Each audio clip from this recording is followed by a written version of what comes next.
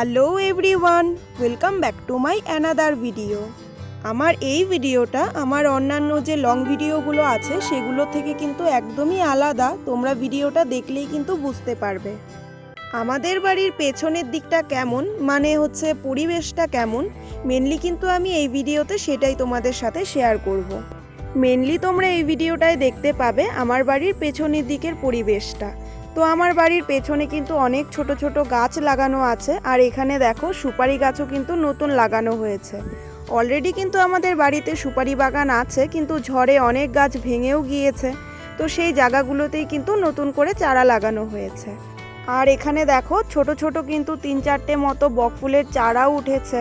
তো যাই হোক, আর এটা হচ্ছে আমাদের সজনে গাছ। এবার কিন্তু সজনে গাছে প্রথম ফল এসছিল, 3টে ফল এসছিল।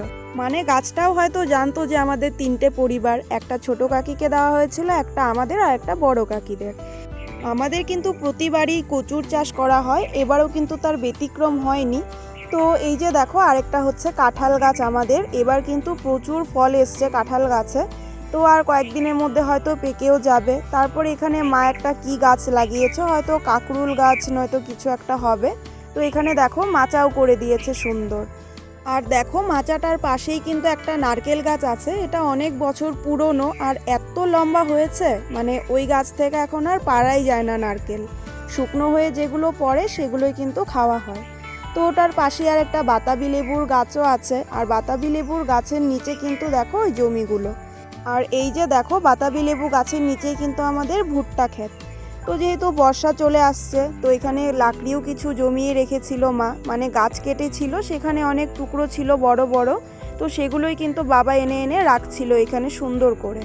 তো আমি ভাবলাম যে চলো আমিও কয়েকটা নিয়ে আসি, যেগুলো মানে বড়গুলো তো আর আনতে পারবো না, যেগুলো বেশি ভারী। তো এখানে কিছু চিকন চিকন ডাল ছিল, সেগুলো আমি এনেছিলাম। আর এখানে দেখো আমি কিন্তু আমাদের তাল গাছের ঠিক নিচে দাঁড়িয়েছিলাম। তো ছোট ছোট তালগুলো সেগুলো কিন্তু ঝরে পড়ছিল, মানে একটা মাথায় পড়লেই কিন্তু শেষ। তো তারপর আমি কিছু কাঠ নিয়ে বাড়িতেও চলে আসি, আর ততক্ষণে মার রান্নাও হয়ে গিয়েছিল দুপুরের। তারপর খাওয়া দাওয়া করে লেগে পড়লাম আরেকটা কাজে। এখানে দেখো পাশ বালিশের কাভার খোল এগুলো কিন্তু মা বানাতে দিয়ে এসেছিল, তো সেগুলোই দিয়ে গিয়েছিল। তো তুলোও ভরতে হতো, আর মানে এত বড় বড় বানিয়েছিল, মানে কি বলবো আর কি। এবার অল্প কিছু তুলো পাড়া হয়েছিল, আর সেই তুলো দিয়েই কিন্তু পাশ বালিশটা বানানো হবে। তো এখানে দেখো দিদির জন্য একটা বানাচ্ছিল, মানে বানানো হয়ে গেছে অলরেডি। তো এইখানে আমি তুলো ভরছিলাম, আর মানে কি বলবো পুরো ঘরের মধ্যে কিন্তু তুলো তুলো হয়ে গিয়েছিল। শেষে আমি একটা মাস্ক পরে নিয়েছিলাম, মানে নাক মুখ দিয়ে প্রচুর তুলো ঢুকছিল। তো যাই হোক এখানে ভরা হলো ভালো করে।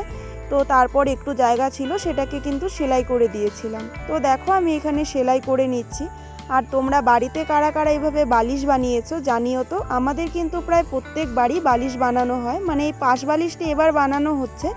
আর প্রত্যেকবার কিন্তু নর্মাল যে ছোট ছোট বালিশগুলো থাকে তো সেগুলোই বানানো হয়। তো তুলো ভরার জন্য যতটুকু জায়গা ছিল বাকি সেলাই করা, সেটা কিন্তু পুরোটাই সেলাই করে দিয়েছিলাম। আর এখানে যে কাভারটা বানিয়েছিল সেটাও কিন্তু বললামই প্রথমে যে একদম ওভার সাইজ হয়ে গিয়েছিল। তো সেটাও কিন্তু আবার খুলে আমি আবার হাত দিয়েই সেলাই করেছিলাম। মানে মেশিনের সেলাই থেকে কিন্তু আমার হাতের সেলাইটাই ভালো হয়েছিল। মানে কি বলবো, ফালতু ফালতু টাকাটা দেওয়া হয়েছিল। আমি মনে হয় আমার প্রশংসাটা একটু বেশিই করে ফেললাম, তাই না? ছাড়ো সেসব কথা।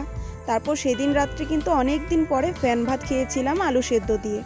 তো আজকের ভিডিওটা এখানেই শেষ করছি। দেখা হচ্ছে নতুন আরেকটা ভিডিওতে। টাটা।